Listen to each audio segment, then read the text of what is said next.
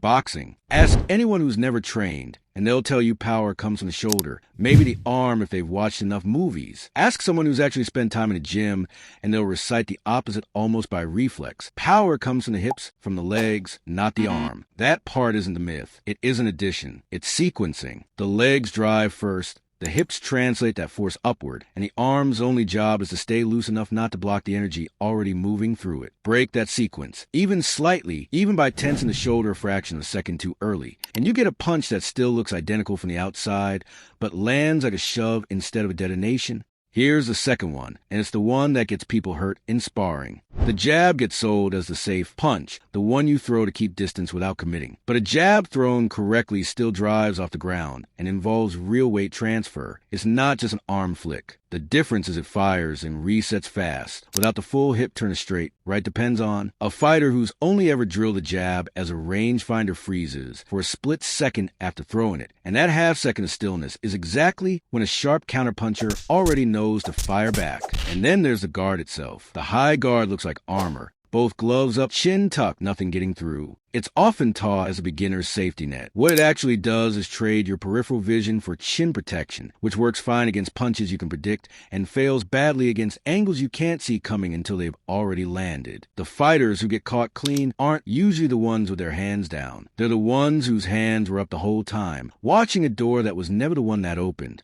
Muay Thai. Boxing's guard trades vision for protection and hopes that's a fair deal. Muay Thai's most famous myth trades pain for invincibility, and it isn't a fair deal either. Fighters are said to condition their shins by smashing them into bags and pads, and in some reckless traditions, even harder objects like trees or bottles, until the nerves themselves die, leaving nothing behind but bone that can't feel a strike. That's not what happens. The nerves stay exactly where they are. What changes is bone density, building up through years of controlled microstress. Watch a veteran take a hard leg kick, and you'll see the wince, just smaller and better hidden than yours would be. The clinch looks like two fighters trading knees at close range. That's not where it's actually won. The real fight happens earlier, in a scramble for balance that looks almost static from the outside. Break your opponent's base, get their weight rocking backward or sideways onto one foot, and the knee that follows barely needs force behind it to do damage. Fighters who load up on power without securing that control first are usually the ones getting reversed and thrown to the canvas mid-exchange. And the roundhouse kick carries a myth every beginner walks in believing, that a harder kick is a faster swinging leg. Swing harder without changing anything else, and the kick actually loses power because the leg runs out of rotation before it reaches a target and arrives already slowing down. What actually adds force is a pivot on the standing foot, turning the hip fully through the target instead of at it. That's the difference between a kick that pushes and one that folds a limb. Wrestling. Muay Thai's power comes from sequencing patient enough to load the hips before the strike ever fires. Wrestling's most persistent myth says none of that finesse applies here, that this is the one discipline where raw strength and athleticism just win, no technique required. Walk into any high-level wrestling room, expecting to muscle your way through, and you'll get your first real lesson fast. Leverage decides most exchanges before strength gets a vote. Hand position, hip angle, the half second of off balance you create before you ever commit to a shot. Two athletes with identical strength can wrestle the same match, and one wins by a landslide because the gap was never physical to begin with. Does a completed takedown actually end anything? One wrestler standing, the other on the mat, it looks resolved. It isn't. It's reset. The scramble that follows, the 4 or 5 seconds where both wrestlers are fighting for position before anyone's truly down, is where matches are actually decided, and it's the part casual viewers tend to stop watching right as it starts. Wrestlers who only train the shot and never drill the scramble win the takedown,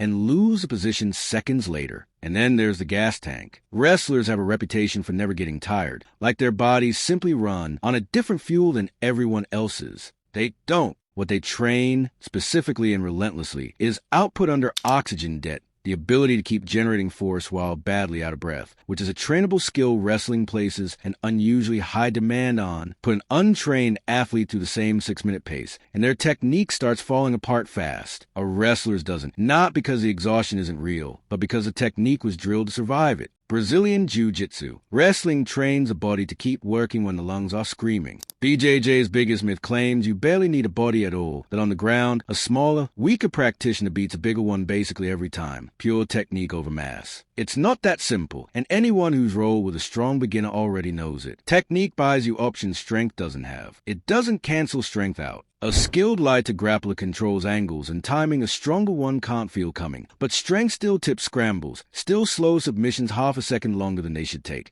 Still matters more as the size gap widens. The real skill isn't being immune to strength. It's making sure it never gets to matter. A tap looks like surrender, like giving up. It's the opposite. Tapping is what lets a grappler push a submission attempt right up to the edge of real damage and stop exactly there, which is why two training partners can try to hurt each other on purpose 5 days a week and still show up again tomorrow. Remove the tap and you don't get a tougher sport. You get an injury list that ends careers in months instead of decades. And then there's a position everyone watching for the first time reads backward. A fighter pulled onto their back looks like they're losing, pinned, covering up, waiting to be finished. In BJJ, that position is called guard, and it's frequently where the fighter on the bottom is doing the most damage. Legs control distance, hips off-balance the opponent on top, and half the sport's finishing holds are built to launch from exactly that spot. A fighter standing over someone in a strong guard isn't dominating. They're the one trying to find a way out. Karate. BJJ spends its energy proving position everyone assumes is losing is actually winning.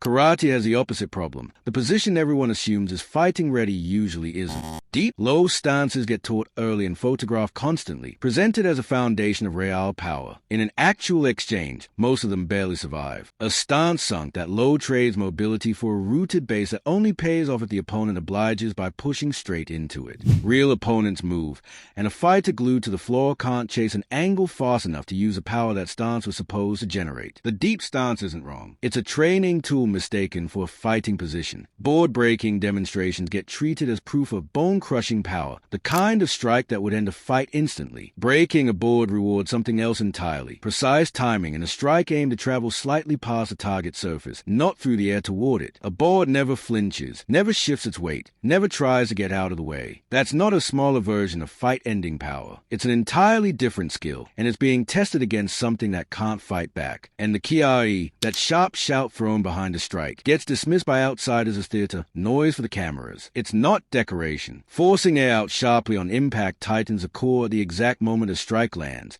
which is the same bracing mechanism that keeps a strike from bleeding force back into the fighter's own frame. Fighters who train it correctly aren't performing. They are timing a breath to a hit the same way a weightlifter times one to a max lift. Kung Fu. Karate earns its power through breath and bracing, mechanics you can actually see happen. Kung Fu's biggest miss skips mechanics entirely. Internal energy, Kai, redirected through the body and out through the palm without any physical contact required. No-touch knockout built entire reputations on this claim. Filmed, demonstrated, believed. Take away the willing, compliant participant, and the effect disappears every time. What's real inside these systems is an energy that bypasses physics. It's precision and physical mechanics, knowing how small amounts of contact, leverage, and timing can produce a reaction that looks far bigger than the movement that caused it. No magic required, just mechanics most viewers don't know how to see. Watch the form performed solo, flowing, continuous, more dance and fight, and Kung Fu looks like it prioritizes beauty over function. Slow the same form down and something else appears. Strikes, locks, and throws chained together in a sequence built for an opponent who was never filmed. The flow isn't decoration layered over the technique. It's the technique disguised as choreography for anyone not trained to see through it. Judo.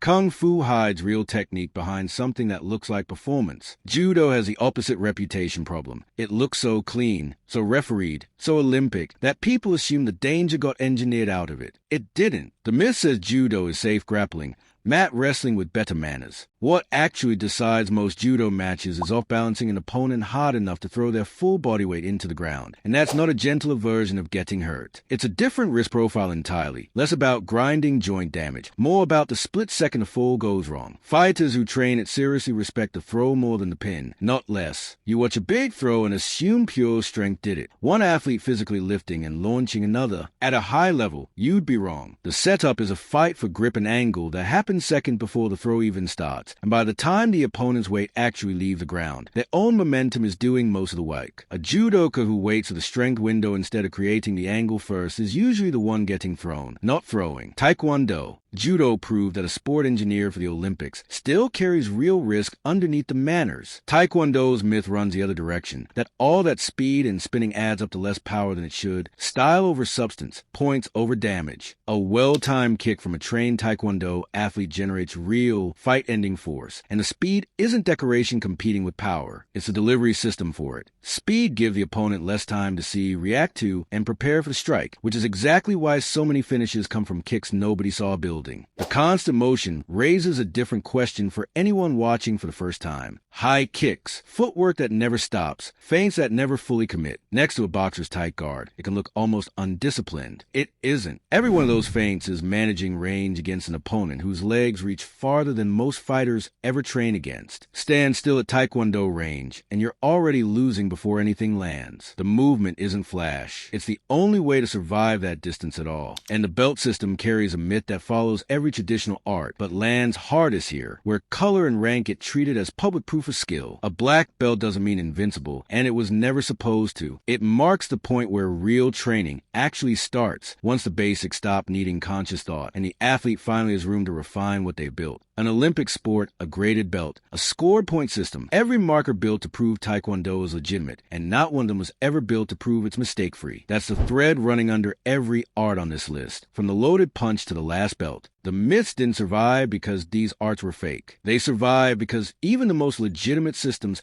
still get told stories about themselves that outrun what actually happens on the mat, the canvas, or the floor.